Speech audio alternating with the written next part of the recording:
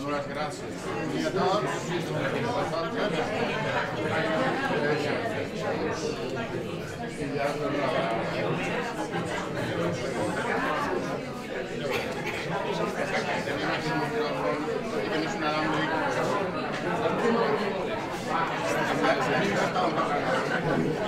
Història de Federalistes d'Esquerra de Sant Cugat. Estic molt contents que sou tants i avui aquestes dates estem vivint aconteciments molt importants, complicats, i jo crec que avui serà un bon dia per reflexionar sobre tot el que estem vivint, tenir moltes idees noves, aprendre i reflexionar sobre les possibles solucions i els escenaris que ens poden presentar i aprendre dels nostres convidats, dels ponents que tenim amb nosaltres. En primer lloc intervendrà Antoni Sitges Serra, catedràtic de cirurgia i vicepresident dels Federalistes d'Esquerres, i a més és membre fundador de la nostra associació, que va sorgir d'una reunió improvisada a casa seva ja fa més de 5 anys. Després tindrem a la Mireia Esteve, que va ser consultora de l'Organització Panamericana de la Salut i actualment vicepresidenta dels Federalistes d'Esquerres. I per últim el nostre president, Joan Botella, que és catedràtic de Ciències Polítiques de la UAB. Jo voldria llegir una cita d'un llibre universitari d'un catedràtic de la Universitat de Barcelona, el Miquel Caminal, que deia que ja en l'any 2007 deia: la disyuntiva que se vive en los inicios del siglo XXI plantea dos direcciones contrarias: el nacionalismo y viejo orden mundial, o el federalismo y el nuevo gobierno mundial. El Caminal plantea com que el federalisme és l'escenari més adient per organitzar el món al segle XXI. I jo crec que és molt adient aquesta cita per enfortir-nos i agafar energies, perquè avui, aquests dies, potser estem una mica amb la moral baixa pel que ens arriba, però jo crec que aviat arribarà el moment en què deixem de parlar de nosaltres i d'ells i parlem amb una mirada de tots junts guanyarem. Units nos enfonsarem, unidos o estamos unidos o nos hundiremos. I deixo les paraules a Antoni perquè comenci l'acte. Gràcies. Moltes gràcies per la vostra invitació. Quan un cirurgià parla al costat d'eminències polítiques, sempre parla una mica apaurit, no? Però vull prendre'ls un risc, també, perquè potser estem una mica cansats de les notícies que sentim cada dia i, no sé, voldria que la meva xerrada fos una mica d'oasis, de descans i de reflexió fonamentalment ideològica. En Joan em va dir que avui parlàvem sobretot de democràcia i federalisme, i jo us volia plantejar quin risc hi ha actualment, quins són realment els enemics actuals de la democràcia i com el federalisme pot donar una resposta. Hi ha, per mi, tradicionalment tres grans enemics de la democràcia: els exèrcits, les teocràcies i les utopies. Avui és altament improbable que l'exèrcit, diguéssim, doni un cop d'estat, almenys a l'Europa occidental. Tot i que els capellans s'han manifestat alguns afectors del referèndum, crec que les teocràcies les tenim bastant controlades. Però el que no tenim gens controlat és el pensament utòpic. De fet, el pensament utòpic ha anat guanyant cada vegada més bassa, perquè és típic de períodes d'incertesa, de períodes de dificultat, períodes d'incomoditat psicològica, social, i avui en dia tenim, diguéssim, com tres grans amenaces del pensament utòpic des del meu punt de vista. El primer seria el que té a veure amb el popurri del populisme i la demagògia, és a dir, tots aquests neo o ex anarquistes, comunistes, feixistes, és a dir, tot el que és el que en diríem la perversió de la nostàlgia. Hi ha tot un grup de nostàlgics que encara estan en les utopies del segle XX, les utopies socials, les utopies, diguéssim, per dir-ho així, totalitàries, d'una manera o d'una altra, que han quedat sentenciades, almenys per la història. Després hi ha un altre segon gran capítol de pensament utòpic que avui va jugar al voltant de la ciència, la tecnociència. El món serà fantàstic, perquè ara hem descobert els iPhones i la cirurgia arregla tot, viurem 140 anys i serem salvats pels grans progressos de la tecnociència. És un altre pensament utòpic que us pot semblar que no és enemic de la democràcia, però tots els que vivim a prop del món científic i dels lobbies de pressió científica sabem que són actualment un dels lobbies, des del meu punt de vista, almenys més perillosos pel futur de la democràcia. I finalment tenim el tercer gran pensament utòpic, que és el que ens porta aquí avui, que és el nacionalista. El pensament utòpic de la nació pura, que té com a fonament el mite medieval, apoderat per les èlites, educació de masses i xenofòbia. Són els grans 4 pilars que han edificat els nacionalismes a partir del segle XIX i que avui en dia són, des del nostre punt de vista, almenys del meu punt de vista, una de les utopies encara més dures que amenacen la democràcia com estem veient. Com deia Sánchez Ferlosio, la verdad de la patria la cantan los himnos. Todos los himnos son canciones de guerra. Efectivament, crec que s'ha molt ben dit i avui en dia qui no està esfereït de veure al carrer milers de persones cantant la mateixa cançó, vestint les mateixes samarretes i els mateixos braçalets. Això ja ho hem vist i això a mi em fa posar els pèls de punta. Quines són les característiques del pensament utòpic nacionalista? Home, primer, l'utopia sempre és allò que diem Tomàs Moro, és un lloc que no hi és, aquesta és la forma, diguéssim, més comuna d'entendre l'utopia. Però hi ha arrels del pensament utòpic que toquen molt de prop el que és el pensament nacionalista radical. Un d'ells, per exemple, el mil·lenarisme, la forma simple d'entendre la història, que el futur i el destí és el mateix i que un poble té un destí premarcat per les lleis històriques i que tard o d'hora s'acomplirà i que el país està, diguéssim, predestinat, en el nostre cas, a la independència. Aquest mil·lenarisme és fàcil, és una idea molt simple, arriba al cor de moltes persones i això fa que el pensament utòpic mil·lenarista prengui fort ja no en l'intel·lecte, sinó inclús en el cor de les persones. Una altra característica del pensament utòpic és que la culpa de no arribar a l'estat ideal pur és sempre de l'altre. És a dir, nosaltres som els que sabem on anem i l'altre sempre és l'impediment que ens evita arribar allà on, òbviament, hem d'arribar per necessitat històrica. Aquesta mena de maniqueisme històric típica també, per mi, del pensament utòpic nacionalista. Un altre punt del pensament utòpic és que recorre a la mentida sempre que és necessària, mentida o qualsevol medi, perquè com en definitiva l'utopia està ja marcada i destinada, qualsevol impediment que se'ns instal·li davant d'ella ha de ser derribat.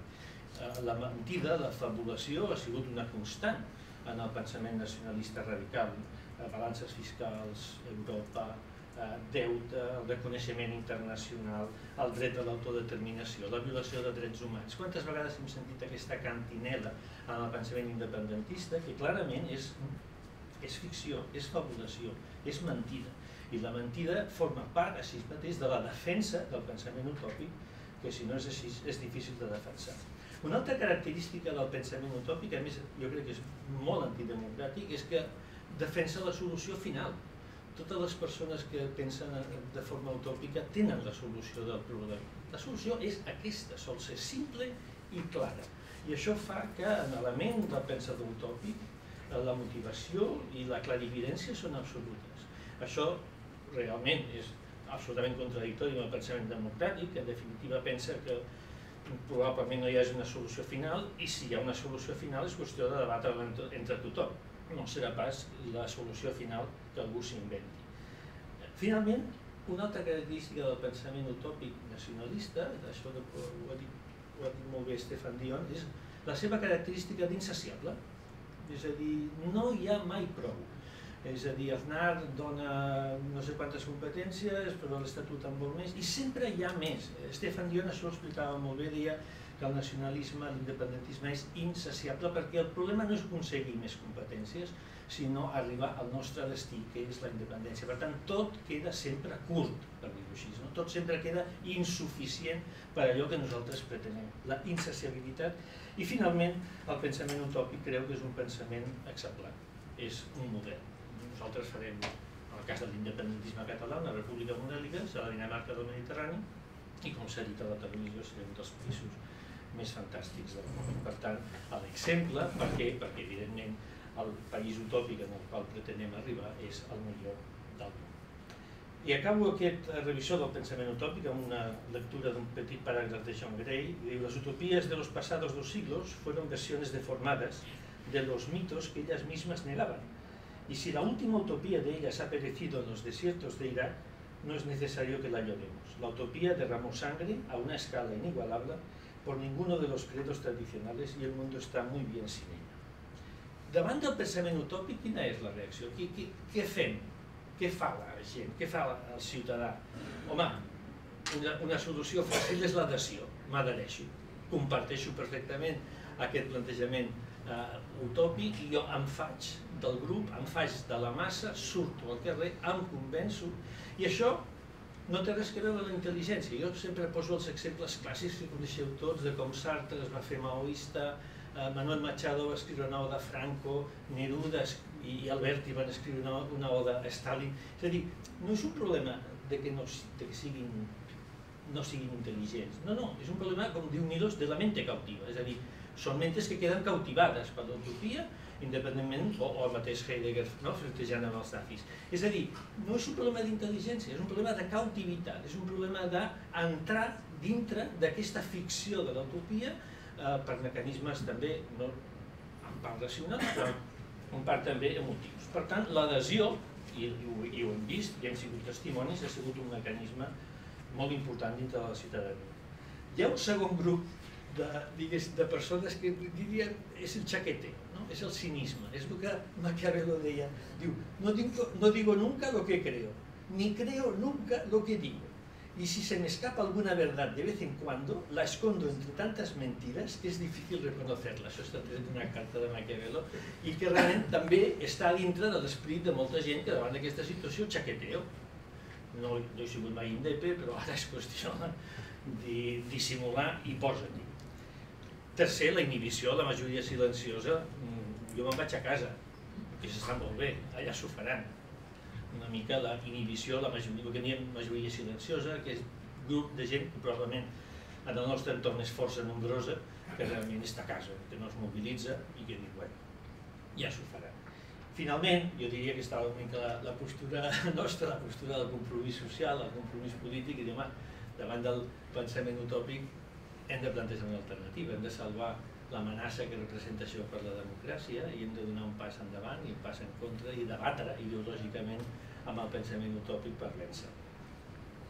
Jo crec que la millor manera de vèncer l'utopia és el realisme polític. Ara resulta que el realisme, ja veureu, serà patrimoni de l'esquerra. Abans sempre s'havia dit que el realisme era política pragmàtica, sempre l'associàvem una mica a la dreta i als...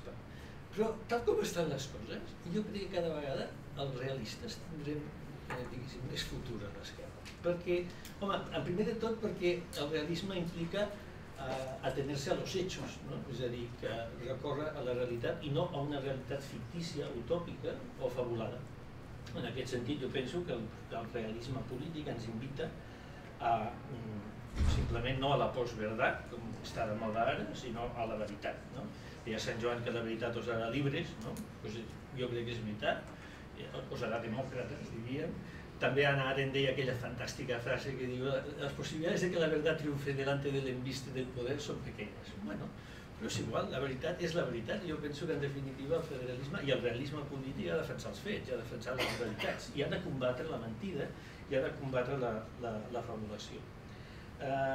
El millor Maquiavelo, perquè abans s'ha parlat del pitjor Maquiavelo, però Maquiavelo diu les institucions, el cor del realisme polític és construir les institucions necessàries per canalitzar els conflictes. Ja al segle XV hi ha aquesta evidència de que van canalitzar els conflictes socials, que mai tindran una solució final i que són estrictament derivats de la nostra convivència, caldrà un pacte institucional, alguna sèrie d'institucions que ens donarem els demòcrates per intentar solucionar entre nosaltres els conflictes. També el realisme polític és un realisme que defensa una mica més la naturalesa de l'home, en la qual no tenim l'èxit del hombre nuevo, el país nuevo, el mundo mejor. Aquest tipus de discurs que pertany d'arrel al discurs utòpic, nosaltres el tenim una mica més aparcats. Aquí no parlem de l'hombre del futur ni parlem del país del futur.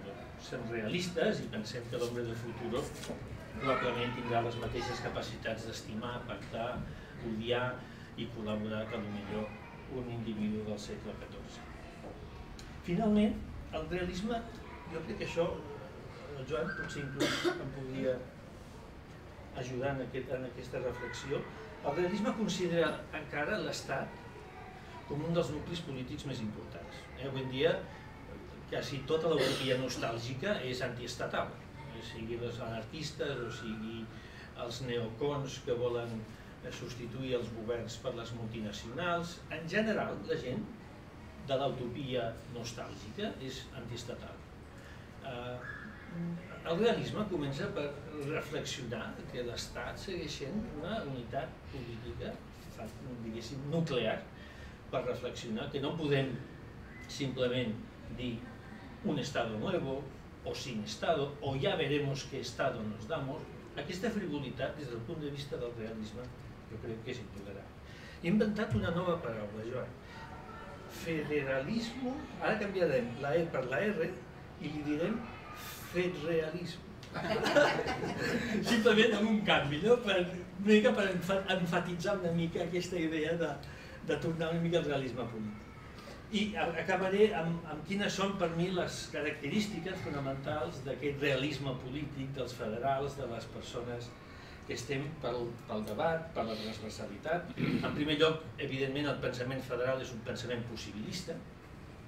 En aquest sentit és profundament realista, perquè no podem ignorar la transversalitat, no podem ignorar que si volem fer un estat federal hem d'assolir un pacte transversal que agafi quan més gent millor, perquè estem parlant realment d'una segona transició. Necessitem des del trotskisme o neotrotskisme fins a l'esquerra, si existeix, del PP, potser la dreta també del PP, ja ho veurem, però hem de fer un esforç possibilista per acordar el màxim de consens per la reforma constitucional federal.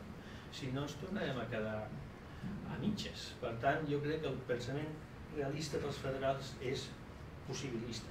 També és pacient. Nosaltres portem 5 anys, a vegades, ara una noia em preguntava en una entrevista, i què fareu el diumenge?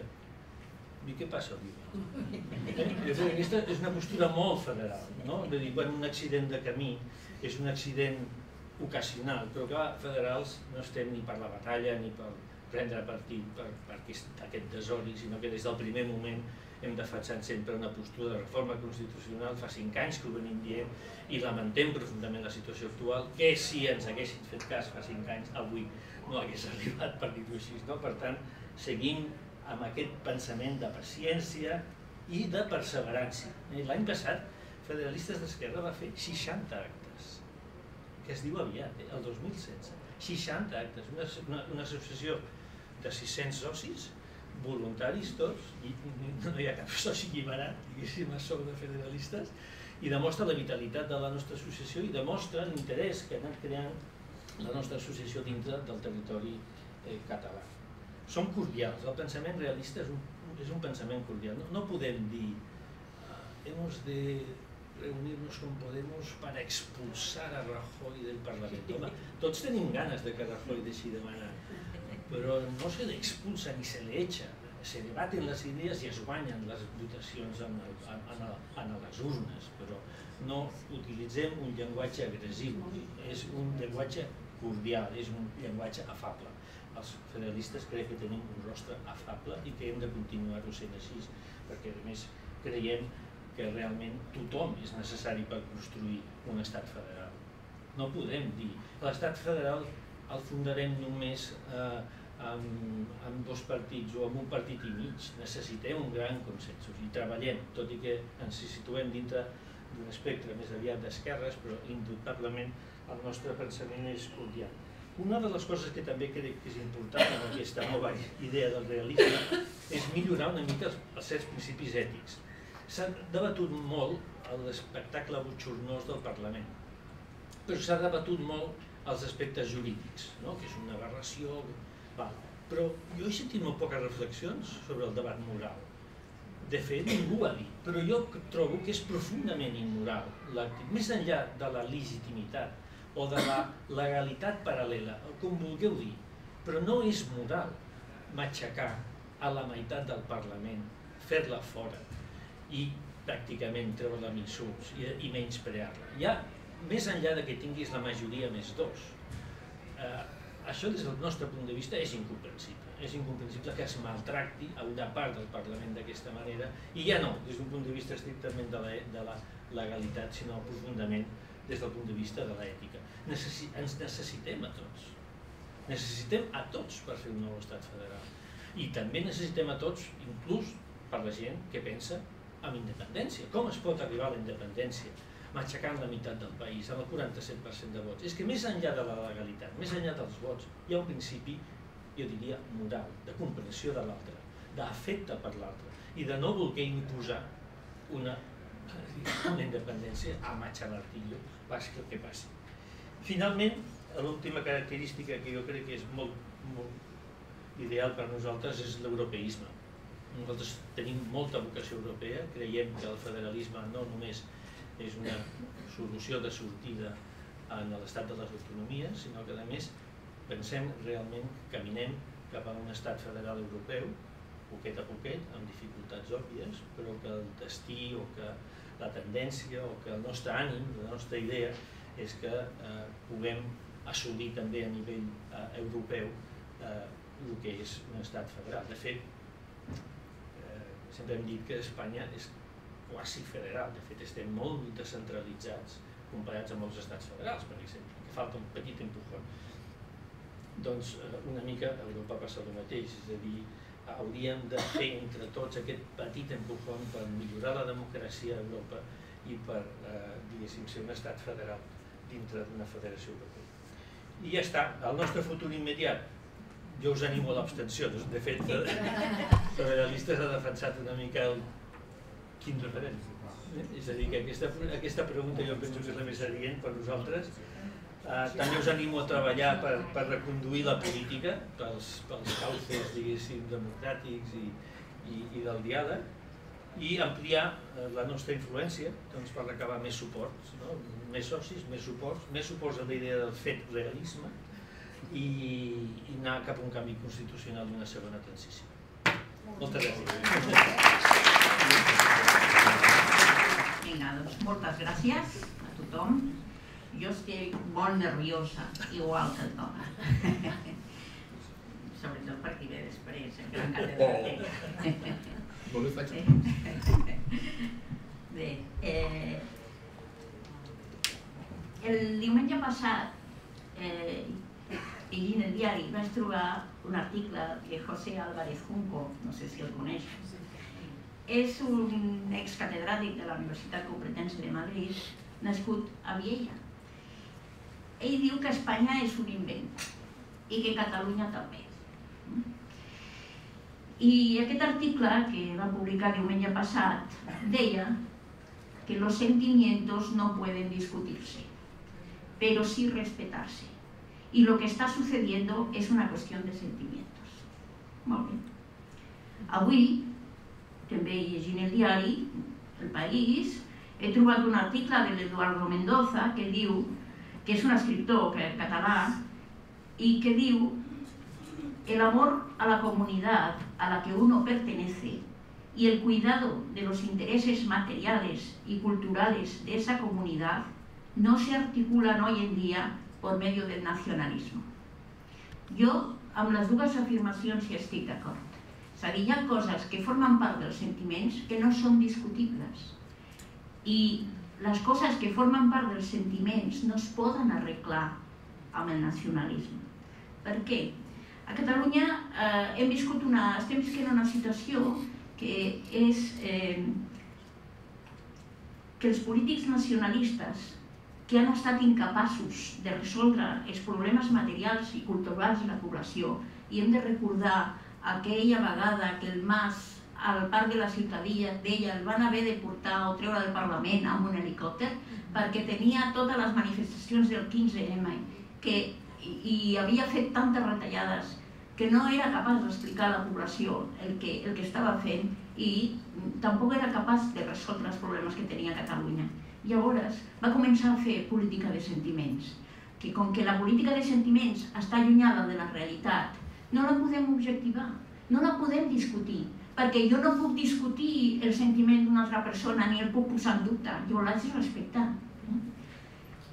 I aquí hem arribat, és a dir, a una cosa que no és discutible i que no podem fer política a partir dels sentiments, doncs ens hem embrancat en una situació en la qual ja no en sabem sortir. És a dir, clar, no tots tenim els mateixos sentiments. Potser el 50% de la població tindria un sentiment aproximat a uns altres ciutadans, però potser l'altre 50% no tindria aquest tipus de sentiments, tindria uns altres. Si no podem objectivar els problemes i no els podem resoldre, i aquests problemes són molt greus, què passa? Es generen sentiments de frustració. I quan més grans seran els problemes per resoldre, més frustrats ens sentim els ciutadans. I això, en una època de crisi com la que hem estat visquent, vol dir que les frustracions també són molt grans. Si, com deia Toni, fem una política que s'allunya del sentiment pràctic, que s'allunya de la realitat, què passa?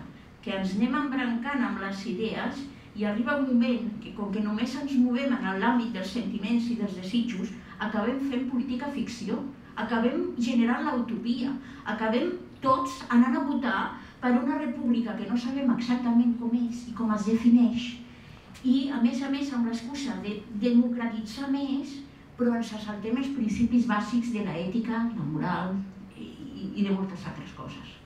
Llavors, per què? Perquè estem fent política ficció, és a dir, perquè això no forma part de la resolució dels problemes, que és per el que hem escollit els polítics.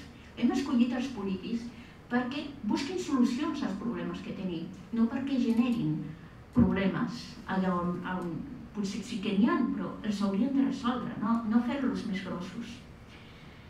Si tota aquesta política de sentiments, política ficció, si afegim totes les tècniques que utilitza el nacionalisme per aconseguir els seus objectius, com és un llenguatge de conceptes que poden significar per cadascú de nosaltres una cosa diferent, doncs aquí el concepte de llibertat, el concepte de democràcia, el concepte de dret a decidir, pot significar tantes coses, depèn del context, depèn de les persones, depèn de la cultura que cadascú de nosaltres tinguem. Per tant, clar, tots ens imaginem allò que ens agrada imaginar-nos. Per tant, tots podem estar contents amb aquella idea. Jo, escolta, que em donin més llibertat, sí, jo m'hi apunto, però què vol dir? Com es materialitza? Això no ho sabem, però tots a una. L'altra tècnica que utilitza és el victimisme i la reinterpretació de la història. I aquesta història, quan més allunyada, millor. Millor reinventar la història fa 300 anys que no el que va passar fa un any. Perquè és que fa un any jo me'n recordo, i vosaltres també us en recordeu, i potser podríem posar-ho en dubte, però si em reinterpreten la història de fa 300 anys, com que ningú ens en recordem de res i no sabem història, aquí cola el que sigui. El victimisme, el pensar que els nostres problemes sempre són deguts a un factor extern o intern.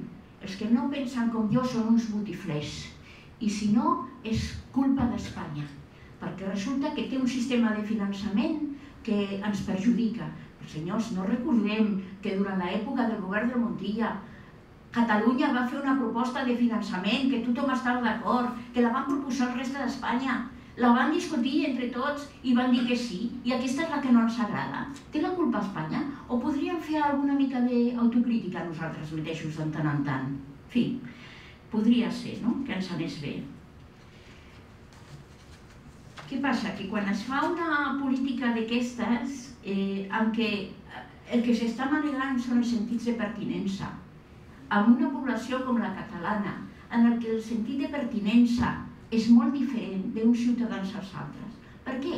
Perquè Catalunya és una societat moderna, una societat que ha tingut molta barreja ètnica, és una societat que s'ha industrialitzat amb molta gent que ha vingut a treballar aquí, ha vingut amb esperança. I aquesta societat diversa no la podem homogeneitzar sense coaccionar a la meitat de la població. Per tant, què passa? Que amb una política que es basa en els sentiments i el sentit de pertinença, el que acabem fent és dividir a la societat. El que acabem fent és que la meitat de la població no s'atreveix a dir el que pensa i la meitat de la població té por i se sent que no pertany, que l'estan allunyant de la societat en la qual s'hi troba a gust. Amb tot això, els polítics no han aconseguit la independència de Catalunya, no han resolt els problemes de pobresa i d'altres generats per la crisi. El que han aconseguit és crispació, enfrontament i divisió social. Davant d'aquest espectacle polític, que a mi em recorda la lluita dels carnets, dels voltors, quan estan amb cel, que s'enfronten amb les banyes, i penses, bueno, no sé, no podrien resoldre d'una altra manera, però bueno. La majoria de la gent, dels ciutadans, ens ho mirem i la majoria calla. Això no va amb mi, això no sé de què va, jo no em sento identificat amb aquest enfrontament i llavors calla. Però, curiosament, quan es fan enquestes i la gent té possibilitat de parlar tranquil·lament, resulta que a les enquestes les 2/3 parts de la gent estaria d'acord amb una sortida negociada. No estaria d'acord amb ni tornar a un centralisme que teníem abans, ni estaria d'acord amb anar cap a l'independentisme, sinó que estaria d'acord amb una sortida negociada. I resulta que la tercera part de la població diria que a més fos un estat federal. Ostres, i per què? No sé, a ningú se li ha acudit que podríem treballar en aquest sentit i no en el sentit de la confrontació i la divisió social? Bé, la població la tenim conscienciada i què hauríem de fer això? Com ho podríem fer? Aquí el lema de la xerrada és fem-ho bé, no? Bueno, fem-ho bé. Què vol dir fem-ho bé? Jo crec que fem-ho bé vol dir canviar l'escenari de confrontació per un escenari de negociació, que és el que els federalistes sempre diem. Però clar, jo sento dir per televisió, per ràdio, per tot arreu, molts polítics que diuen és que no han volut negociar, és que s'ha de negociar, és que s'ha de pactar. Sí senyors, s'ha de pactar, però no n'hi ha prou en dir-ho. Per pactar, per negociar, s'han de preparar els escenaris. Per exemple, en l'elaboració de la Constitució del 78, el Suárez, jo crec que ho va fer molt bé. Per exemple, va rebaixar molt la tensió social que hi havia, doncs fent que el Partit Comunista, legalitzant el Partit Comunista, amb això va rebaixar molt la tensió amb les esquerres, però també va rebaixar molt la tensió amb el nacionalisme català, femení al Tarradellas. És a dir, això és preparació de l'escenari. Això ens facilita que els interlocutors que han de participar en una negociació relaxin les seves tensions. Jo crec que això s'hauria de fer. Hauria d'haver-hi polítics intel·ligents, pràctics, que fossin capaços de rebaixar la tensió. Però per això hauríem de canviar els actors. O sigui, jo no veig que amb l'actual govern de la Generalitat puguem fer alguna cosa d'aquest tipus. Crec que estan bastant esgotats com a polítics. Penso que no han estat capaços amb aquest temps a generar alternatives, realment. És a dir, quan va haver-hi, per exemple, la sentència del Tribunal Constitucional cap a l'Estatut, jo, si hagués sigut presidenta de la Generalitat de Catalunya, me n'hagués anat a exigir que hi hagués un canvi de la Constitució. Perquè si a mi em diuen que la major part de l'Estatut és vàlid i que només hi ha uns quants articles, 14 em sembla que són, de que no poden entrar perquè la Constitució s'hauria de canviar, doncs anem a forçar a canviar la Constitució. I quan Andalusia aconsegueix ficar articles que són els que hem posat nosaltres, però amb ells ningú els denuncia, o les Illes Balears també, més raó, em carrego de raó per anar a exigir aquest canvi constitucional. Perquè a més tinc aliats, tinc altres autonomies que també estan en aquesta tessitura. Per tant, jo crec que ho van fer molt malament des del principi. És a dir, no han estat a l'alçada de la confiança que els ciutadans havien depositat en ells. Per tant, hem de canviar els actors. Seria recomanable que hi hagués una nova governança a Catalunya i que no fos el nacionalisme. Ho sento molt. Jo no sé si recordem el pacte que va haver-hi del Patxi López amb el PP, que molta gent es va esgarrifar. Jo crec que allò va permetre que parés 30 anys, em sembla que eren de nacionalisme, i allò va permetre que va haver-hi un element més sobre la taula per poder acabar amb el terrorisme d'ETA. És a dir, va facilitar un altre escenari de coses per poder lluitar contra un problema molt greu que hi havia. A vegades cal pactar. Jo diria que la majoria de les vegades caldria pactar. Aquí no vull dir que s'hagi de fer igual, que ha d'haver els mateixos pactes, no vull dir això, però que hem d'entrar en un altre... a trencar amb aquest curt termini plans per guanyar les eleccions o per aconseguir no sé què. Hem de tenir una mirada molt més llarga per poder fer política. Jo crec que els polítics nostres no haurien d'aprendre en aquest cert. Una altra cosa que hauríem de fer és identificar els problemes. Quins problemes realment hi ha. Això és molt important. Però els problemes, abans hem dit que amb els sentiments no els podem resoldre, no els podem canviar. Per tant, un problema no és un sentiment. D'acord? Els sentiments estan situats en un altre cert. Per tant, si el que anem a posar-nos a discutir i a negociar són els sentiments, doncs tindrem dues vies paral·leles que mai es trobaran per mig, perquè jo consideraré que la sobirania està en un determinat territori i una altra persona considerarà que la sobirania està en un altre territori. Com que això forma part dels sentiments i és una cosa que ens l'hem inventat, perquè no hi ha cap raó específica que digui que ha de ser d'una manera o d'una altra, sinó que és un acord social, un sentiment i un acord social, doncs això no hauríem de discutir. Hauríem de discutir els problemes que realment podem resoldre, que n'hi ha molts. El demos, desde luego, no és un problema que es pugui resoldre perquè és emocional. El demos, com diu Álvarez Junco, el demos, això es pot inventar.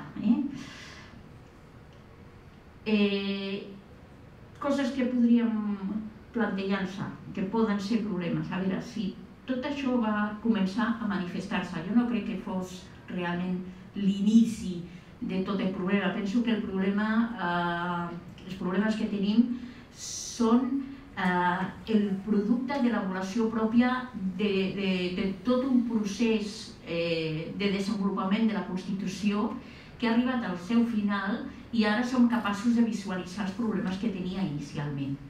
Podem avaluar-los, per tant, som capaços ara d'adaptar aquesta Constitució amb uns nous paràmetres, definir-la de nou, de manera que conservem aquelles coses que han estat positives, que n'hi ha hagut moltes, i afegim o modifiquem aquelles coses que no han funcionat bé. Jo crec que sí. Podríem canviar la Constitució perquè l'Estatut català hi tingui cabuda. Per exemple, l'Estatut català que va referendar la població de Catalunya. Podríem canviar el sistema de finançament. Podríem elaborar una llei de llengües, per exemple, en què totes fossin igualment respectades i apreses. Jo l'altre dia escoltava per la ràdio un programa en el qual una persona m'estava dient que havia tingut un professor de llengua que els havia fet una anàlisi comparada de les 4 llengües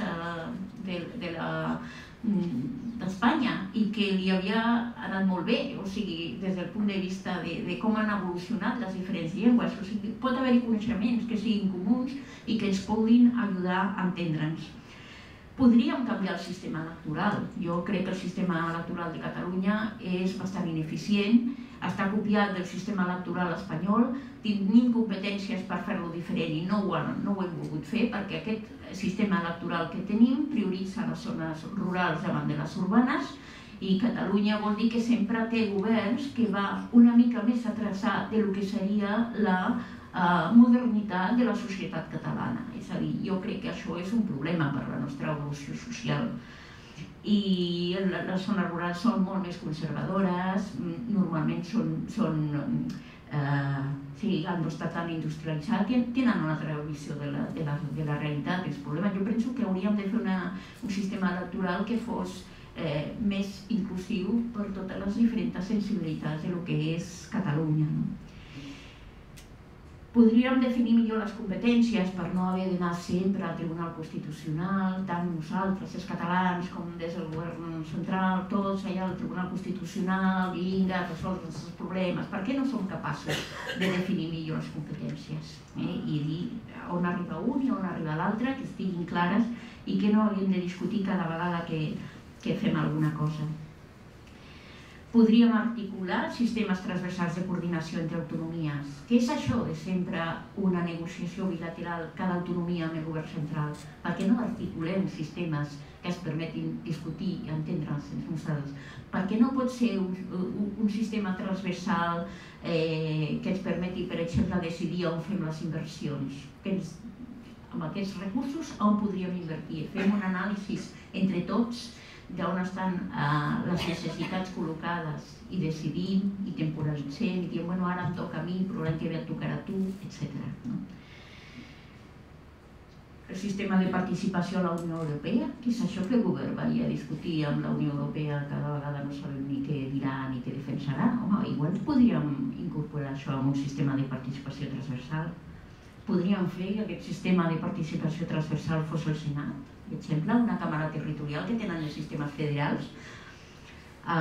Mentre que hi ha una càmera de participació ciutadana, que seria el Parlament, hauria d'haver-hi una altra càmera que fos realment territorial, és a dir, en què hi hagi la representació de les diferents comunitats autònomes i que, per tant, puguem allà resoldre problemes que tenim en comú i puguem trobar-hi solucions comunes. En fi, tot això, fins aquí, em podries posar... Jo crec que és important identificar els actors. A vegades es diu, hauríem de discutir, hauríem de negociar el govern de la Generalitat i el govern espanyol. Jo no hi estic d'acord.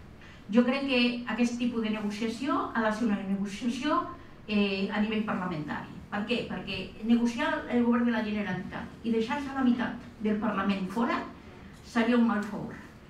Però, i perquè crec que els canvis són de tan calat que realment implica que hi hagi la representació de tots els ciutadans en aquestes discussions. Per tant, els interlocutors haurien de ser no els governs. En una negociació hem de conèixer l'adversari, hem de conèixer els punts de ruptura i els punts en contra. Em pots posar l'altre?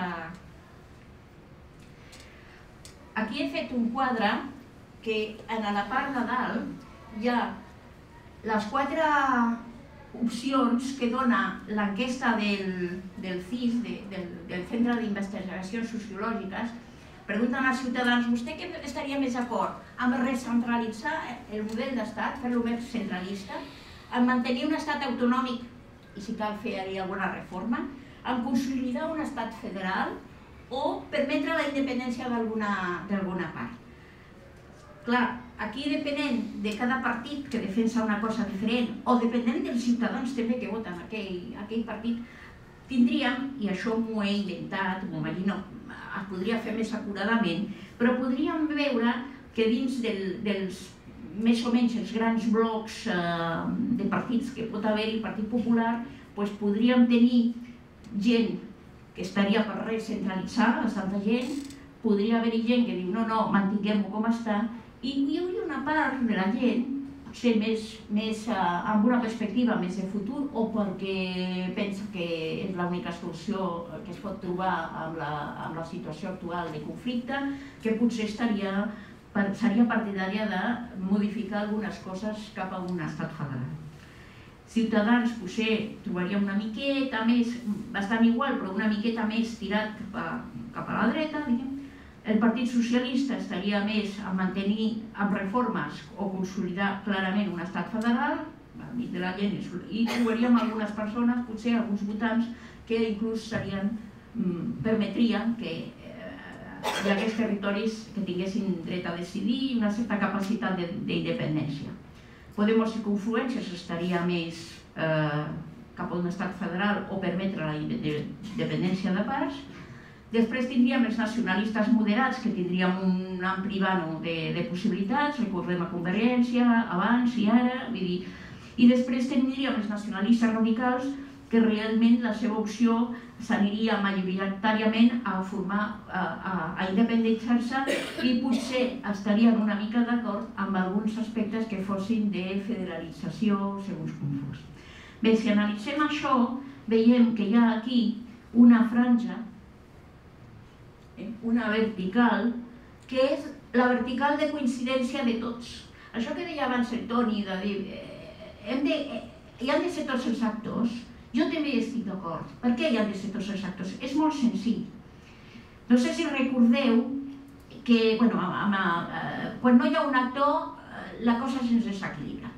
Per exemple, quan es va fer la discussió de l'Estatut de Catalunya i després el Partit Popular va anar a denunciar i tal, hauríem de recordar que anteriorment hi havia hagut el pacte del Tinell, en el qual s'havia decidit que no es pactaria mai amb el PP. Jo no sé, però jo, si hagués sigut del PP, que no en soc, m'hagués enfadat molt.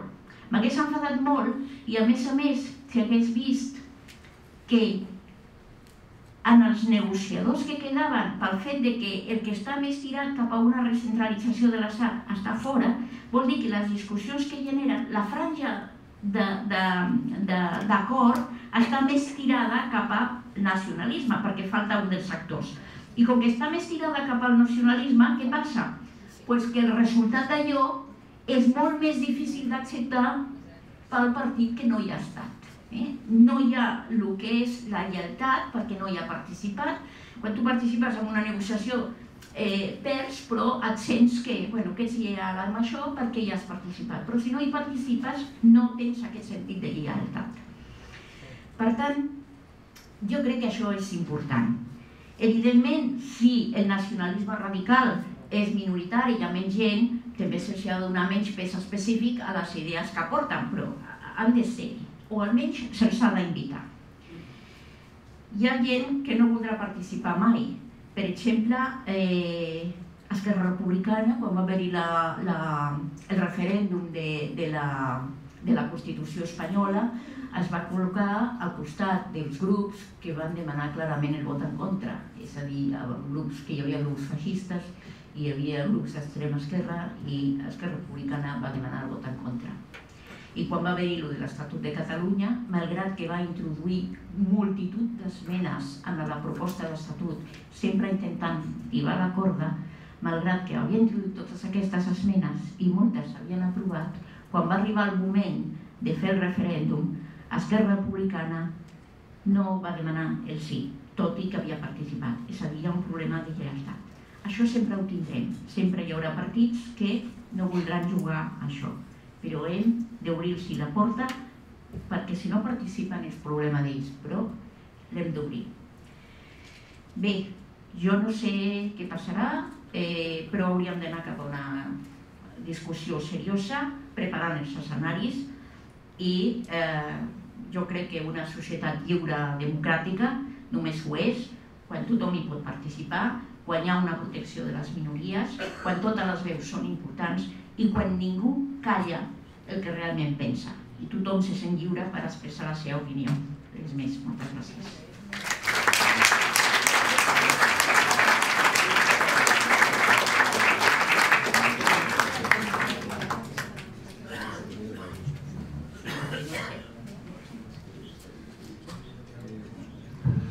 Moltes gràcies. Gràcies a tots que ha vingut.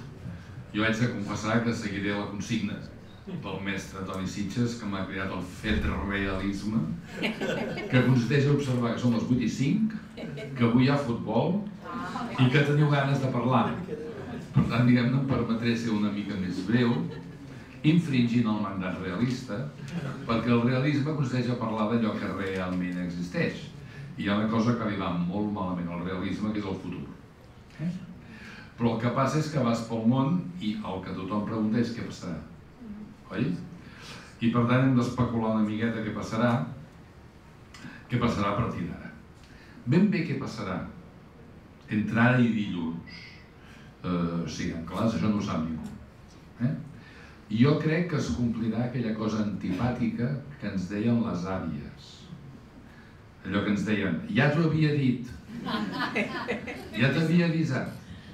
Bueno, no costa molt imaginar que hi passaran coses complicades, diguem-ne, passaran coses desagradables, que no resoldran la qüestió. Perquè aquesta és la qüestió capital.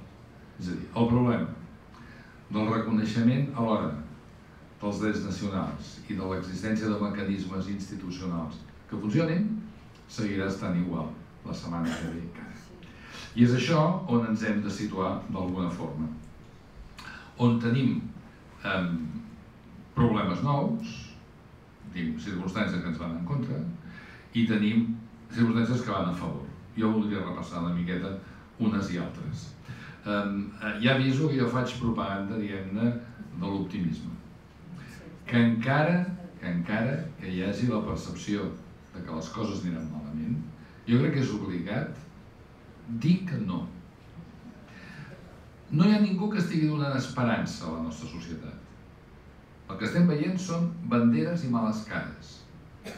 I no hi ha ningú que els estigui dient, escolta, però demà passat o la setmana que ve seguirem sent essencialment els mateixos que som avui i seguirem convivint. I no ens podem fer mala cara per sempre més. No sé si heu vist les imatges a la televisió del comiat de les forces de la Guàrdia Civil que han vingut de diversos pobles d'Espanya cap aquí, com si anessin a Vietnam. A por ellos vuelve con bien, hijo mío. És insensat, com és insensat tota la retòrica aventurera, escapista, ja no del govern, sinó del govern i l'entorn social que s'ha mobilitzat reiteradament a Catalunya, diguem-ne, des d'una actitud de voluntari trencament. Anem a trencar-ho tot. Hi ha un proverbi suahili, allà a l'Àfrica Occidental, que jo crec que se'ns aplica molt i molt als catalans, que és, quan els elefants es barallen, qui pateix és l'herba.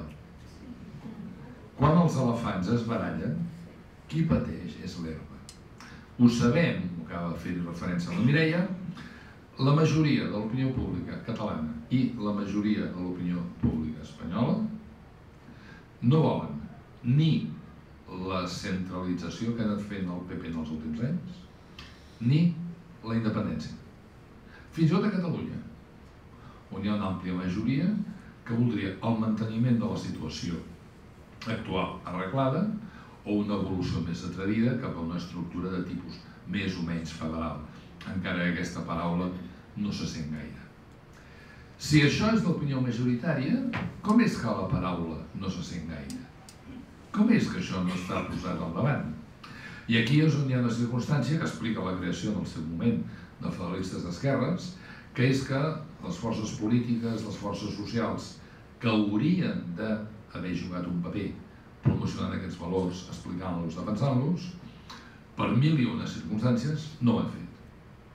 Podríem parlar dels partits polítics de l'àmbit constitucional, podríem parlar de les grans centrals sindicals, podríem parlar de moltíssimes entitats socials que inexplicablement, bueno, potser sí que és explicable, però han deixat de donar la cara en públic, d'argumentar, d'explicar i de permetre que tinguem un horitzó més o menys comprensible que digui, escolti, la manera de sortir d'aquest forat és cap allà, en aquella direcció.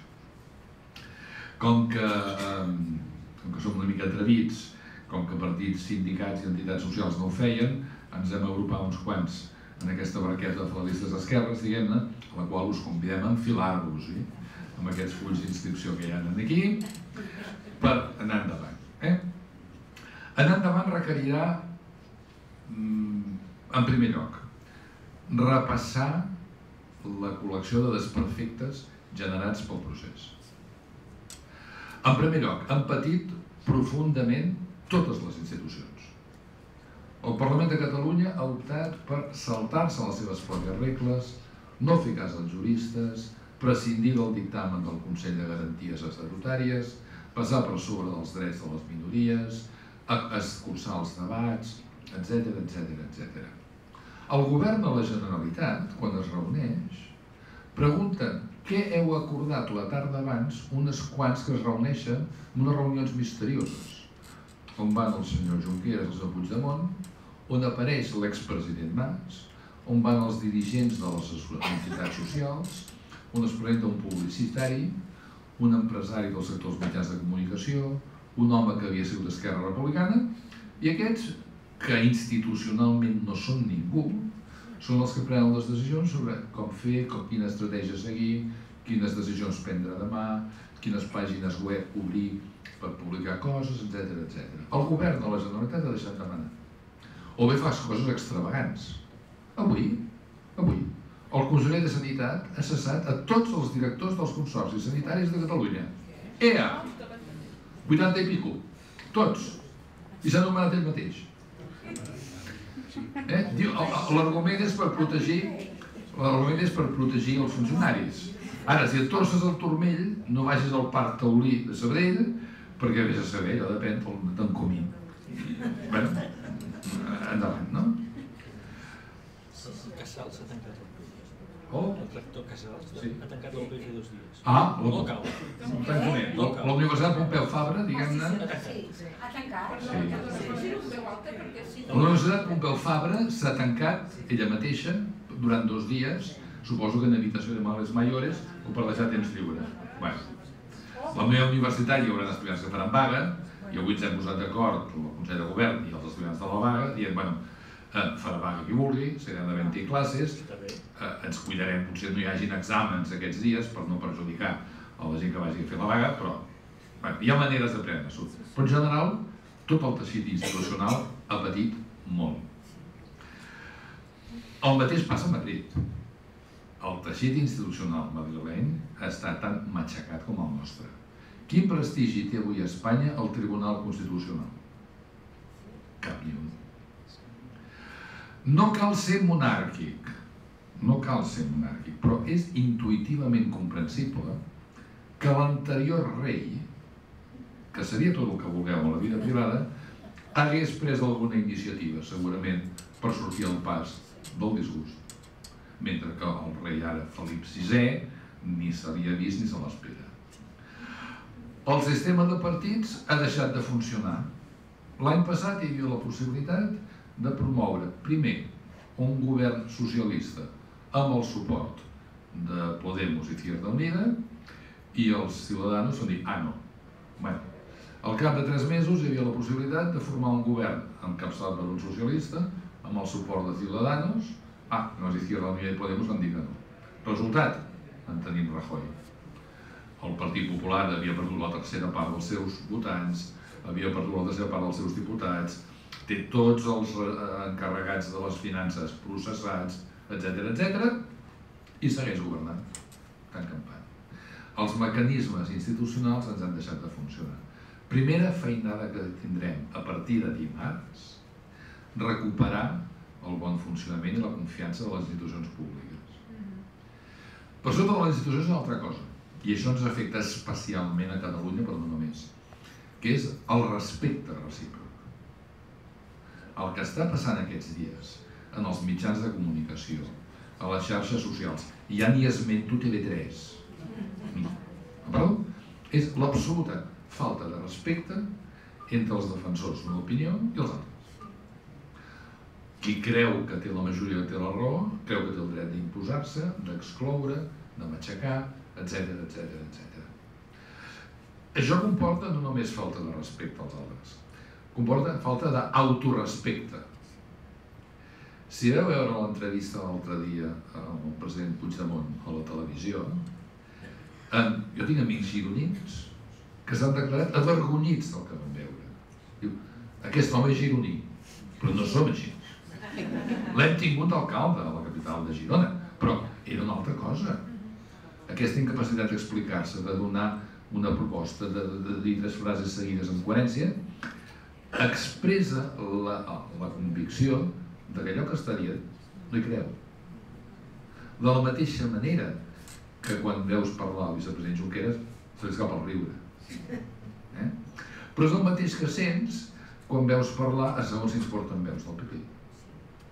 L'altre dia, entre les fatxes que van anar a assetjar aquell palau d'esports de Zaragoza, on hi havia els de Podemos, hi havia el secretari d'organització del PP d'Aragó, portant una bandera amb l'àguila franquista.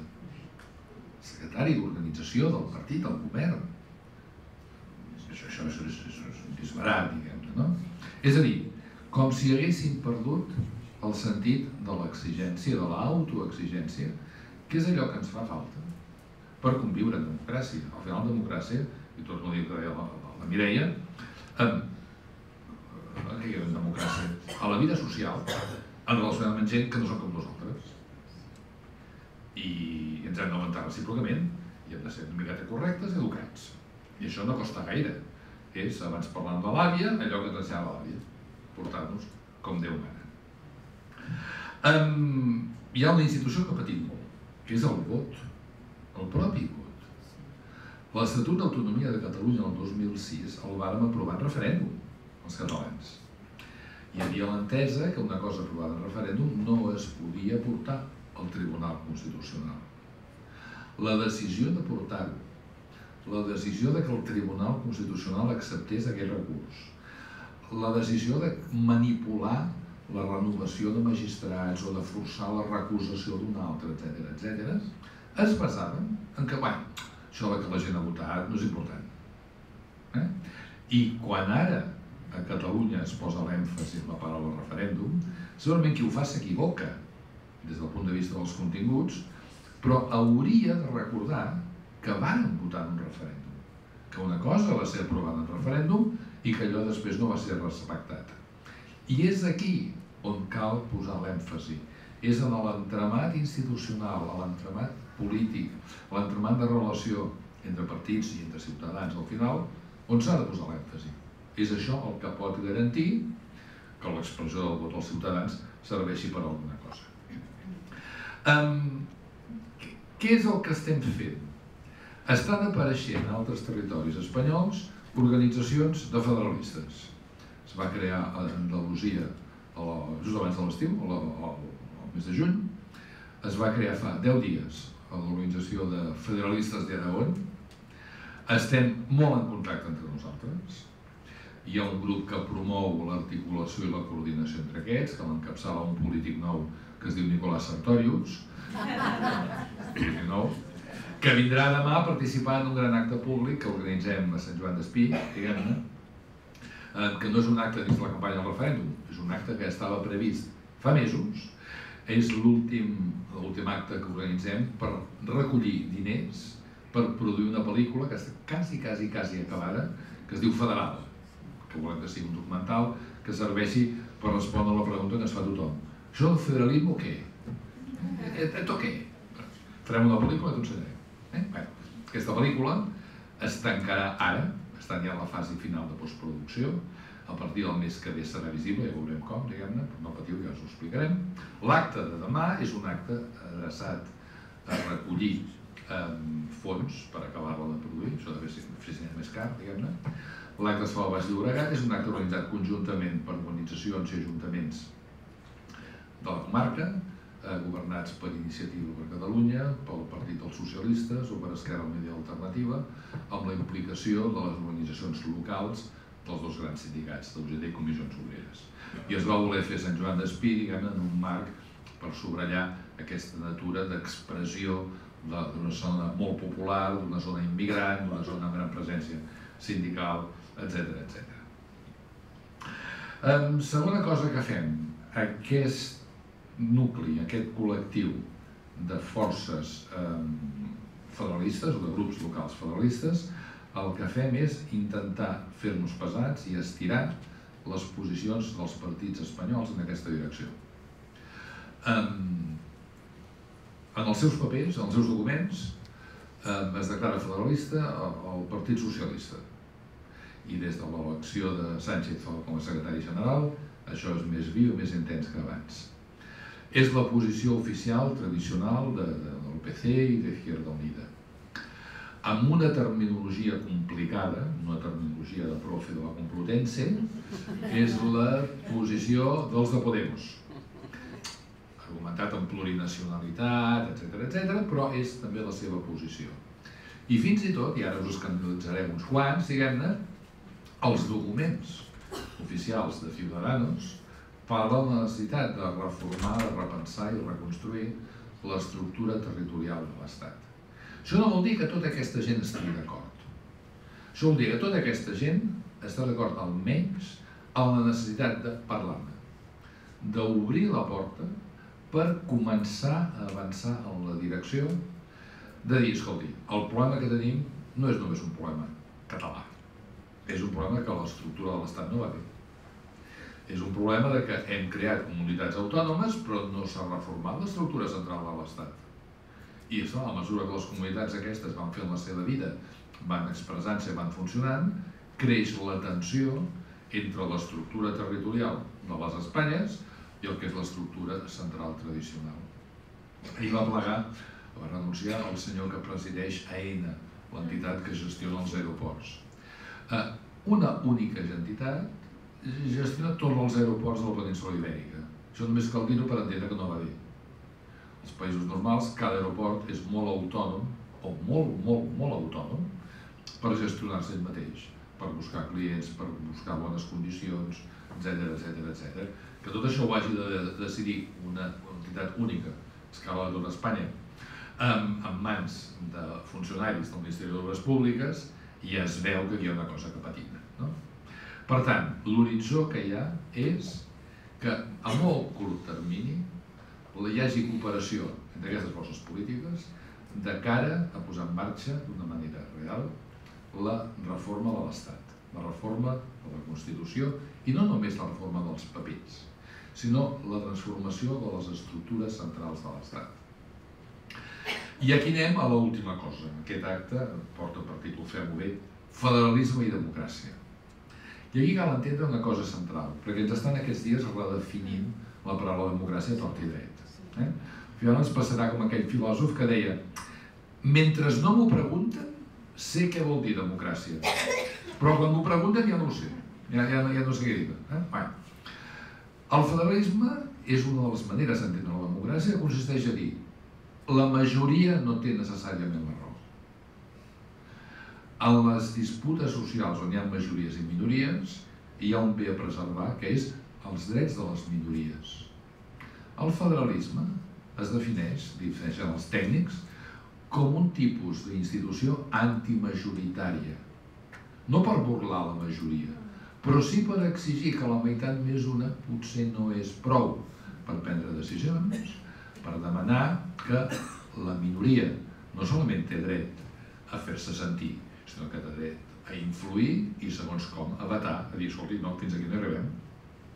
El mecanisme federal més clàssic és el Senat dels Estats Units, on tots els estats tenen 2 senadors, no importa quina població tinguin.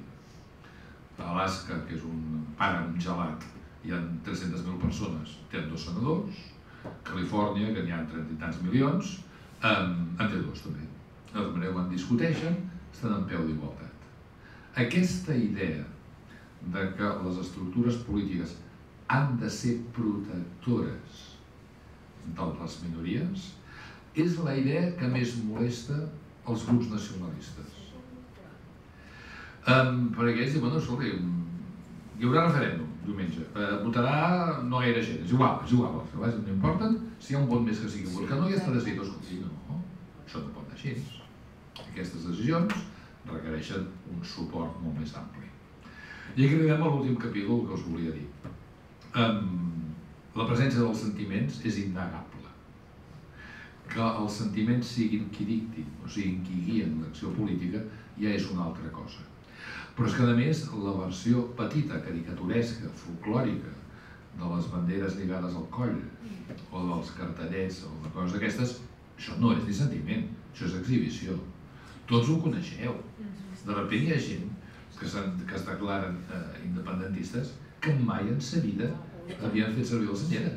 Mai, n'és ple. Cas al final has de justificar-te tu, dius, escolti, no, jo penso més o menys el mateix ara que fa 45 anys. quan hi havia el Franco lluitant per unes coses que és essencialment el mateix pel qual lluitem avui. Aquesta és una de les matèries més difícils que tindrem. El nacionalisme és una idea fàcil, és una idea que no requereix molta reflexió, només requereix arrambar-se al costat i compartir uns quants símbols. I això explica, diguem-ne, que als partits de futbol hi pugui haver-hi molta bandera, això explica aquestes reaccions folclòriques que hem vist aquests dies a la tele, i això explica la facilitat en què idees de tancament, idees de nosaltres sols, s'imposen en molts moments de la vida col·lectiva. Aquest és el primer i el principal dels rivals que hi haurà. No és contrari a això el dir, escolta, jo m'estimo això de Catalunya, és que a mi això d'Andalusia és el meu, és que jo soc molt francès o jo soc molt argentina. És diferent el sentiment patriòtic, el sentiment de pertinença a un col·lectiu, és diferent del dir no, nosaltres sols, aquí dintre hi ha uns que són els bons nacionals, altres són els dolents, aquests els ha de deixar fora i la majoria ha de decidir sobre tots. Aquest és una miqueta l'escenari en què estem. Prediquem això. Us deia abans que l'any passat havíem fet 60 actes, festes esquerres, aquest any estem ja pel centenar, diguem-ne, perquè és una collita més abundosa. I seguim treballant molt i cada vegada treballem més, tant a Catalunya com a la resta de les Espanyes, on no hi ha dret a dir no hi ha ningú que escolta. No hi ha dret a dir no hi ha esperances. Jo vull acabar purament amb la referència, abans feia, per exemple, la recent elecció de Pedro Sánchez del Front del PSOE o a l'assemblea que van fer de parlamentaris a Madrid, el diumenge, a Madrid, no a Saragossa, el diumenge passat, on hi havia els del PNV, els de no sé què, no sé quantos. Hi havia una miqueta gairebé tothom, excepte el PP. Esquerra Republicana no volia quedar-se fora, com amb el PP, van anar-hi, però només com observadors, que no es protegeixen, no? Molt bé, escolteu, us he promès que seria breu, no ho he sigut, però m'excuso, per tant acabo aquí i si tindrem possibilitat de parlar, de discutir una miqueta. Gràcies. Acabar la cançó de Maria del Mar Bonet que deia què volen aquesta gent. El sentiment meu era que m'estaven xafant la meva pròpia experiència amb un descaro i que era com una prostitució, realment com una prostitució. Aquí hi ha molta feina a fer des d'aquest punt de vista, que no és necessàriament només institucional. I ho deixo com a propostes. Bueno, a veure, jo dec ser un neocomunista d'aquests que deia el Toni, o un marxista no reciclat, perquè hi ha una cosa que no entenc i sobretot perquè no planteja els partits d'esquerra. Quina composició social té això? Quins són els sectors socials que estan hegemonitzant i estan impulsant el processisme que dic jo? Bueno, les classes mitjanes de Catalunya. No ho dic jo i ho diuen els sociòlegs, és que ho diu el Mas. El Mas en un míting al desembre del 2015 va dir les classes mitjanes s'han posat en moviment. El carril del mig, va dir, que el representem nosaltres. Per què no es diu això? Per què no s'explica això? És que ni els partits d'esquerra, suposo que ja no són marxistes, això no sé si és bo o dolent, però tampoc ho plantegen. I llavors surt un senyor que es diu Jordi Sánchez i diu aquesta és la revolució més bonica de totes les revolucions. Una revolució? Les classes mitjanes fotent una revolució? Tothom s'hi apunta a una revolució que fins ara no costa res. I llavors diuen, vaga general política. I matxaquen els secretaris generals de comissions obreres i d'UGT. Jo conec el Javier Pacheco molt i m'ho va explicar, i els pressionen perquè es faci una vaga general. Una vaga general impulsada per les classes mitjanes de Catalunya, l'esforç del qual, o sigui, les peles que els hauran d'escoltar, els pagaran els treballadors d'aquest país matxacats per la reforma laboral que va votar Convergència. Dius, té collons el tema. És que té collons. Bé, és que estic emprenyat, és que ve molt que s'emprenya. Per tant, jo el que voldria, sobretot, que em sembla important, i quan els hi vull tocar els collons als independentistes, a la ràdio Sant Cugat, que tots ho són, els dic, la independència només la tindrem quan a Badia del Vallès, Ciutat Meridiana, Sant Martí de Provençals i el barri de la Florida de l'Hospitalet hi hagin instal·lades. Mentrestant, aquí no hi haurà independència. Jo crec que s'ha de posar al centre del debat qui són, i després podríem parlar de les causes, quins són els sectors socials que realment estan impulsant aquest tema i donar-li un contingut de classe a la cosa. I perdoneu-me, soc un marxista mal reciclat, que vols dir?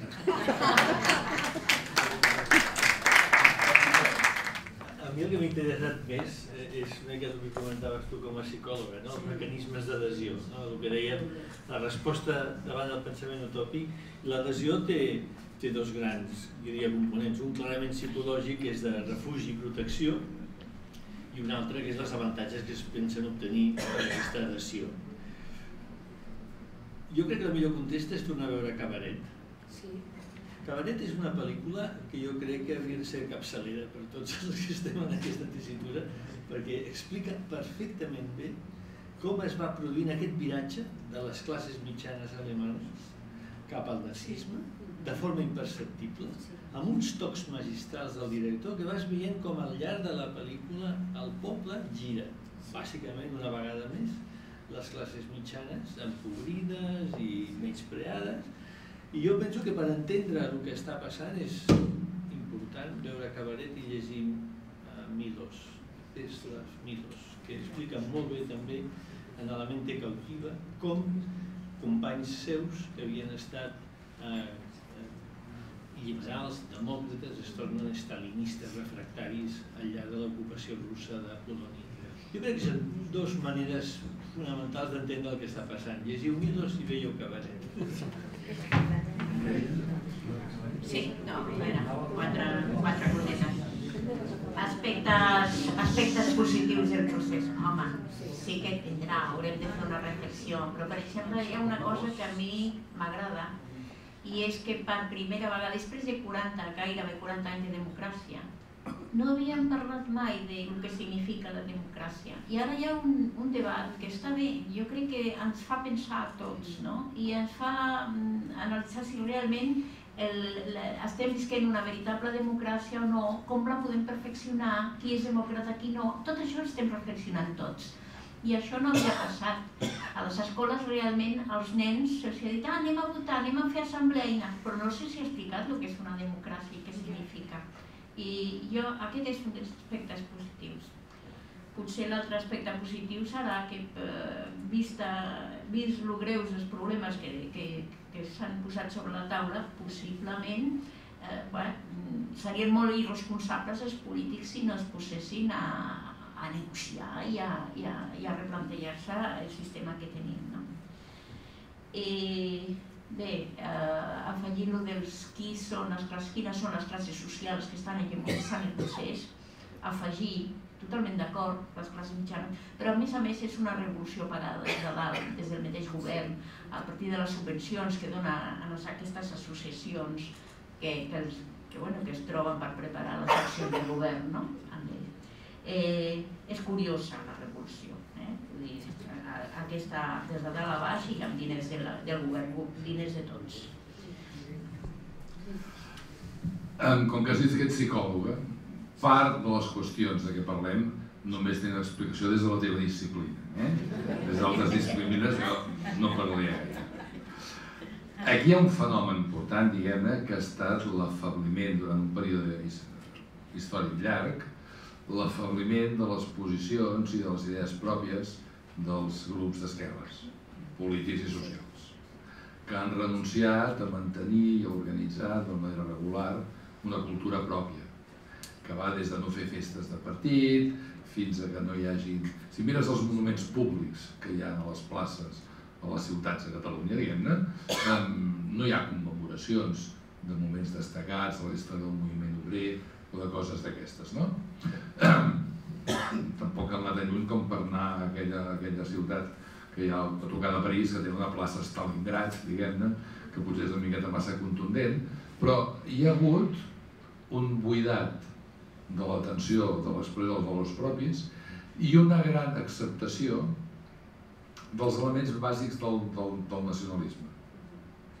Una acceptació no reflexiva, una acceptació crítica, no? Això es veu molt bé, diguem, no vull ficar-me a ningú, per tant no poso cap exemple concret, però una miqueta es troba a faltar això. I aleshores, quan ha calgut mobilitzar una posició política pròpia, no s'ha pogut i no està en poder. Una sociòloga alemanya va inventar fa gairebé 50 anys l'expressió l'espiral del silenci.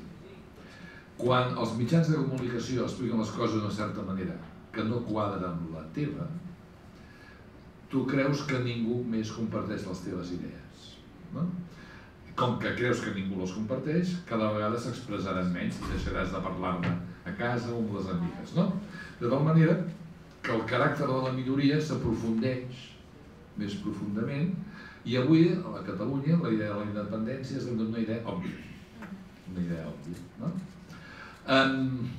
Des del punt de vista sociològic, una cosa molt interessant, el Centre d'Estudis d'Opinió de la Generalitat, que fa enquestes periòdiques a la gent, diguem-ne, l'últim baròmetre que hi ha, que és accessible a la seva pàgina web, presenta la distribució de les actituds respecte a aquestes coses entorn de diverses variables i dues són molt maques: el nivell de renda i l'edat. El suport a la independència creix amb el nivell de rendes. La gent que guanya menys de 2.000 euros al mes, o menys de 1.000, estan a favor de la independència com un 36% de la gent. En els grups de major retribució, que són els de 4.000 mensuals nets o més, el suport és de l'ordre del 65%. És gairebé el doble. Hi ha un component aquí de revolta de classes mitjanes que s'assembla molt, i això molesta molt que se'ls digui, però és el cas, molesta molt perquè s'aproxima molt a la Lliga Nord a Itàlia, s'aproxima molt als nacionalistes flamencs, o s'aproxima en bona part al moviment del Brexit de Gran Bretanya. Passa que el Brexit va enganxar fort entre la classe obrera, perquè els sindicats havien fet el mateix abandó, diguem-ne. Aquí això no es dona tant, però aquests elements són interessants. O, per exemple, que creix amb l'edat. Jo no sé si heu vist grans concentracions d'aquestes d'11 de setembre o els vídeos que s'han editat o així, i es veu molt bé que hi ha tres segments d'assistents. En primer lloc, gent jubilada, diguem-ne. En segon lloc, parelles, matrimonis joves, tipus 40 anys, i en tercer lloc, nens seguidors del Club Super 3. En canvi, l'estrat 18-25 anys, relativament n'hi ha molt poc, que és una cosa una miqueta xocant. Però els que treballem a les universitats ho sabem. És veritat que hi ha moguda, faltaria més que no hi hagués a l'universitat, però n'hi ha poquíssima. La meva universitat, que és l'Autònoma, que és aquí al costat, que és un lloc més aviat rebelde e indòmito, no s'ha vist una estelada en tots aquests anys. Ni una. I el primer acte públic per parlar d'això es va fer dijous passat. Fins ara això era una cosa que passava completament desapercebuda. Jo crec que això és significatiu. O sigui, per què els joves que estan formats i tenen posició política pròpia, cadascun d'ells, en parlen poc i en llueixen poc i discuteixen poc? Però jo crec que saben que és un tipus de debat amb el qual es perden amistats. Jo penso una cosa, ella en pensa la contrària, però com que som amics no cal que ens barallem, no cal que en parlem. I segona, perquè pels joves el món és molt més gran. Aquesta gent saben que hauran de donar-se a buscar feina a França, que tenen un nòvio que és anglès, que passaran una temporada a Alemanya o que faran de cambrer a Suïssa. Per tant, el marc territorial de vida se'ls ha fet molt més gran. L'europeïtat de què abans parlàvem té a veure amb això. O sigui, l'horitzó geogràfic de la vida de les persones s'ha fet molt més gran. I els que ho veuen més són aquests joves. La gent de 20 anys, que és la generació més culta i més formada i més estupenda que hi ha, no els parlis gaire de banderes i coses d'aquestes. Jo soc una miqueta impressionista, m'he allargat, perdó. Jo et vull fer una pregunta molt ràpida enllaçant amb això que deies.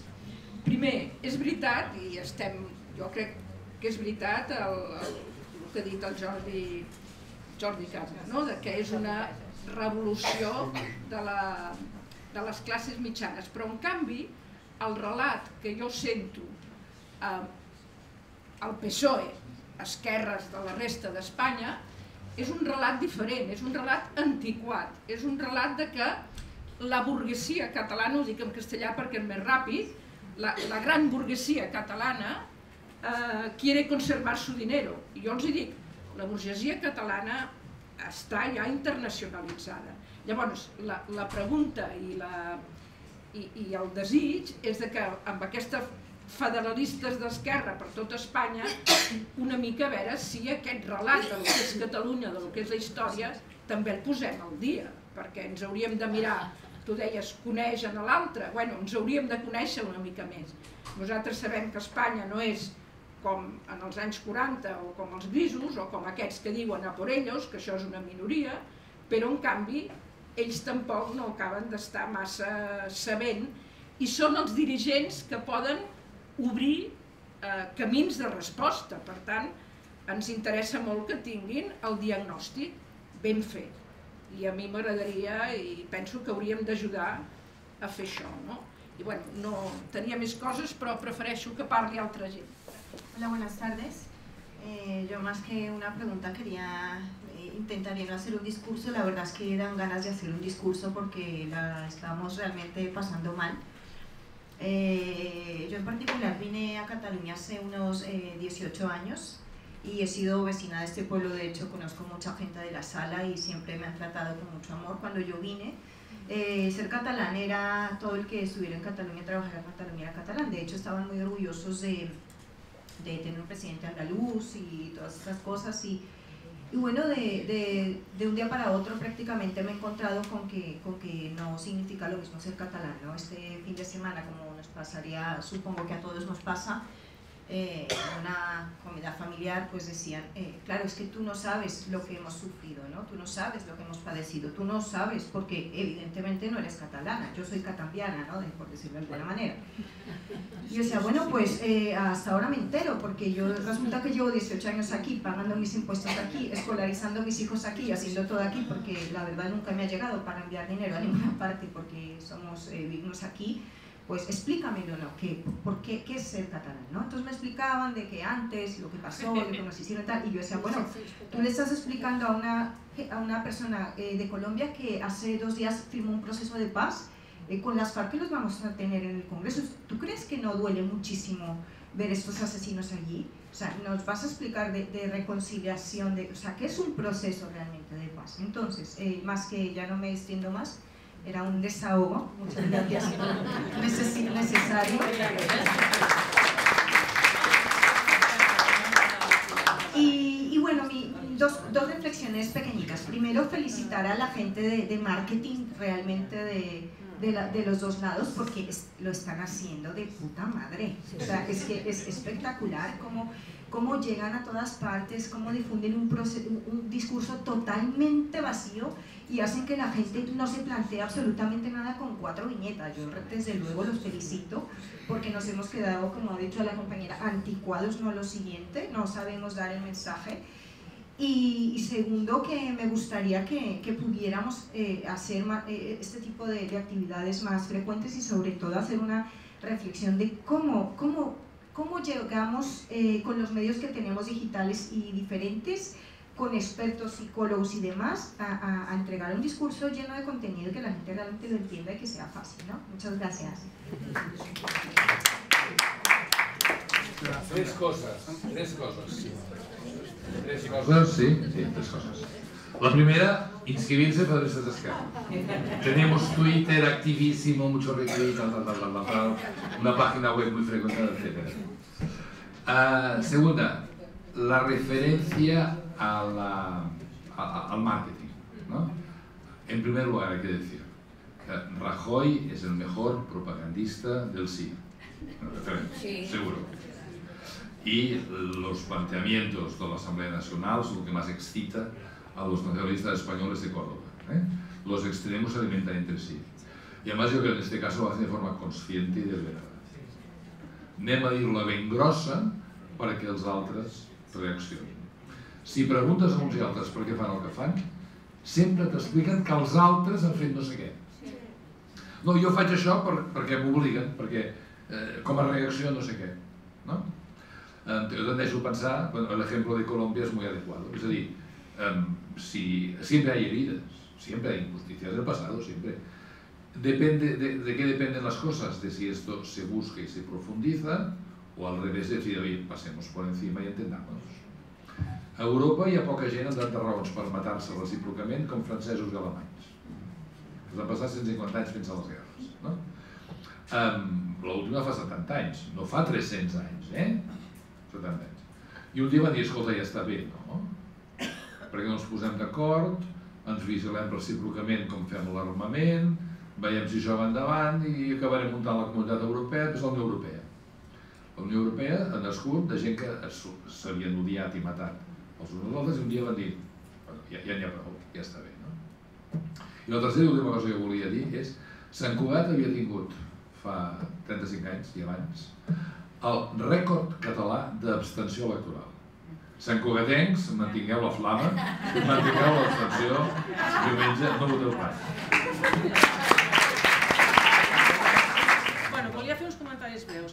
En primer lloc, respecte a la Mireia, tu abans has fet unes propostes molt interessants sobre buscar mediacions i has fet, has dibuixat diversos escenaris possibles per establir converses i per aprofundir i buscar solucions als problemes que tenim entre mans. M'ha estranyat que durant tot el teu discurs, que m'ha semblat bastant interessant, en cap moment has fet cap referència al PP. Jo penso que és un dels obstacles i un dels problemes més greus que tenim al davant. Com podem establir totes aquestes negociacions si no parlem del PP? És subjecte també d'aquesta negociació o com ho veus això? Perquè m'ha semblat que no havies fet referència. Després una altra qüestió. Quan l'altre dia va haver la reunió de Saragossa vaig trobar a faltar un partit importantíssim, que és el Partit Socialista Obrer Espanyol. Des del meu punt de vista, el PSOE, estic fent un comentari, no espero respostes i solucions amb això, però si el PSOE no té una posició clara sobre la qüestió federal, veig impossible avançar, sincerament. Fa 4 dies, quan el PSOE veig que està disposat a parlar amb el Rajoy, sincerament em deprimeixo moltíssim. Em deprimeix moltíssim, perquè si el PSOE no entoma clarament aquest tema i el Partit Socialista de Catalunya també, veig difícil buscar solucions, veig molt difícil. En relació al tema que el Jordi plantejava abans, una anècdota que el vaig veure l'altre dia a la meva feina i que em va semblar molt il·lustrativa. A l'espai d'esmorzar hi havia les senyores de la neteja amb un senyor que neteja vidres i que té 60 anys. Aquest senyor va fer el següent comentari: que no cuenten conmigo para votar nada, mientras yo no tenga un trabajo digno y un sueldo digno. Em va semblar del més il·lustratiu per pensar que el tema nacional no pot anar separat de la qüestió social, evidentment. I per últim, una reflexió personal. Des de dissabte passat fins avui m'he trobat amb la següent situació. 2 independentistes que m'han dit de tot quan intento ser bastant dialogant i tinc la impressió que els i les que pensem com jo som bastant més tranquil·les, obertes i dialogant que els altres. Però és que avui també m'he trobat amb algú dels meus, per entendre's, que hòstia, m'ha fet un comentari, a més per escrit, que m'he sentit com que jo estava amb els altres. I he pensat, hòstima tu, vaya merder. O sigui, que difícil que ens estan posant tot això. Que difícil ens ho estan posant. Perdoneu, però aquestes vivències m'han semblat absolutament il·lustratives. Gràcies. L'exigència d'aquest audiovisual que s'està fent, aquest documental, que jo avui anava observant amb molta preocupació i nerviosisme el ritme amb què s'anaven fent les adaptacions, m'ha semblat, que al meu entendre, que potser era poc ràpid, i he començat a tenir por que no s'assoleixin tots els diners necessaris dintre el termini en la primera fase perquè es pugui completar. Només vull fer una crida perquè tothom pugui fer les aportacions perquè això sigui possible i no haguem de patir, no sigui una oportunitat perduda. Perquè també és una llàstima que això no estigui més fet 2 dies abans de l'1 d'octubre, perquè potser això pot condicionar el sentit del vot. Simplement és això. Moltes gràcies.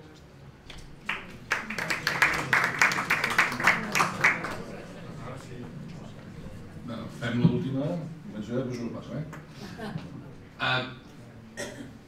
Primera,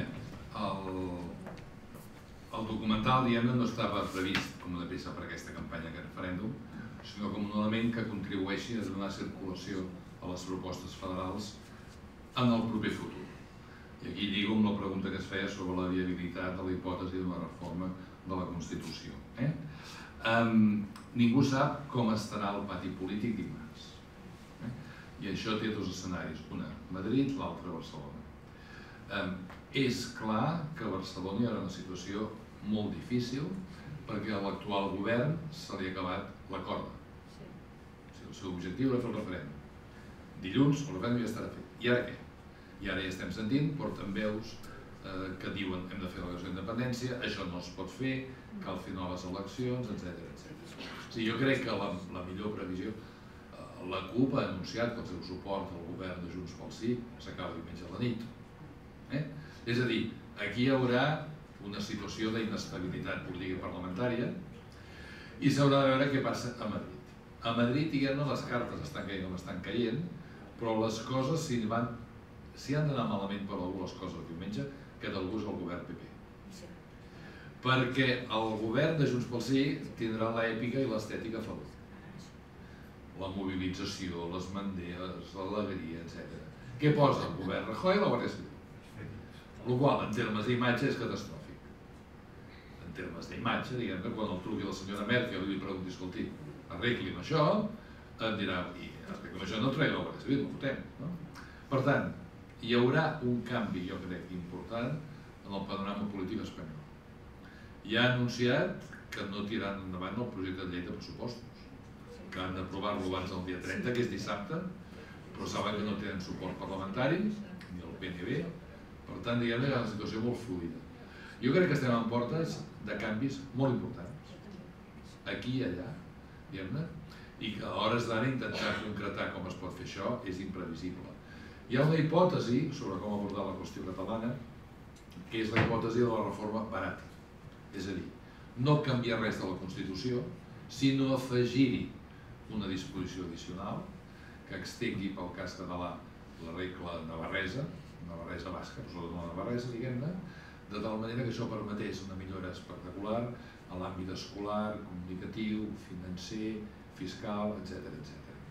Això no requeriria una gran reforma constitucional i fins i tot allò portaveus molt conservadors, un exdirector de l'ABC, per exemple, n'ha estat fent propaganda.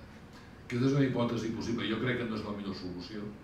Jo crec que el problema que tenim a Catalunya avui no és només un problema català, és un problema d'estructura de tot l'Estat, que per tant sense canvi de tot l'Estat això no s'arregla, però potser seria la manera de començar i la manera de fer viable als ulls del Partit Popular i de les dretes espanyoles que les constitucions poden canviar i no passa res. La Constitució alemanya de l'any 49 ha tingut 35 reformes i no ha passat res, és un país que segueix funcionant. Ara, jo crec que abans he començat parlant malament de les previsions de futur i vull tornar-ho a fer. Poques vegades hem estat en una situació tan imprevisible justament perquè s'han fet saltar tots els marcs institucionals, però totes les estructures normatives les hem deixat a banda, s'han saltat totes. I quan el que preguntaves, quan observaves tu abans sobre com comportar-se amb aquesta votació de diumenge, a mi ja fa dies que em ronda la idea pel cap de que hagués hagut d'haver-hi posar-se en peus les forces polítiques adversàries i mobilitzar-se pel vot negatiu. Ara això ja no es pot fer, ara això ja hem fet tard. I és veritat que hi havia una raó molt sòlida a favor de l'abstenció, que és un referèndum fora de tot marc normatiu, sense cap mena de garantia, sense cap mena de certesa sobre la seva execució. I per tant, en aquestes circumstàncies és molt més sòlid no votar que votar. Però, tard o d'hora, un dia o altre, la qüestió catalana s'haurà d'abandonar amb un referèndum. I aquell dia, segur, els nacionalistes estaran en un cantó. I l'altre cantó hi ha d'haver una posició clara, sòlida, dels que no ho siguin.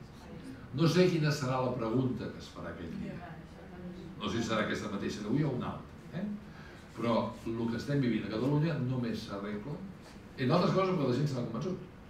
Només tindrà una solució en un dia en què els ciutadans votin, tots, els partidaris i els adversaris.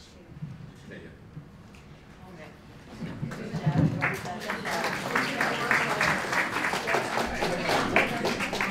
Jo no, després del que has dit, Joan, jo No, Joan, si em permets jo faré una pregunta, perquè el problema del 2 d'octubre és que la gent a Catalunya independentista se sent tan profundament agraviada que tornarem a tenir votacions, farem eleccions i guanyarà Esquerra Republicana. I tornarem a estar en el mateix problema. És a dir, que aquí el problema és que persistirà l'agravi, perquè la llista d'agravis la gent la té profundament interioritzada, i les pròximes eleccions autonòmiques tornarem a estar encallats amb el mateix problema. Si no hi ha notícies de Madrid, no hi haurà notícies d'aquí. És aquest el problema.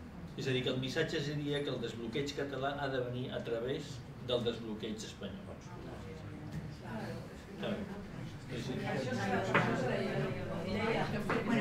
Contestar aquella pregunta que m'han fet, si no havia parlat del PP, a veure, jo crec que depèn molt de les dinàmiques que s'estableixen dins del Parlament. O sigui, no només que el govern ara tingui el PP, perquè, clar, si la resta de partits del Parlament es posessin a negociar una reforma de la Constitució, jo crec que el PP no es podria mantenir al marge, perquè se li escaparia de les mans. O sigui, voldria participar perquè poder influir també. Jo crec això. Però bueno, és una qüestió molt de pensament personal, no? Vull dir que no sé, és el futur i no tenim tants elements per deduir-lo. El mes de maig, García Margallo, a Expansión, es declarava federalista. Sí. És a dir, que dintre del PP inclús pot haver un sector moderat que sigui capaç d'endegar, perquè veuran que si no endeguen la reforma, els primers víctimes seran ells. I que probablement d'aquests 50 ja estan en un 30 i del 30 acabaran en un 15. És a dir, que els hi va la supervivència, el pacte d'estat, jo crec. I en tot cas s'ha acceptat, i aquí sí que acabo, la creació de la Comissió Específica del Congrés dels Diputats sobre Catalunya. Que això és una notícia sensacional, és una cosa que aquí s'ha passat silenciada, però és una notícia espectacular. Molt bé.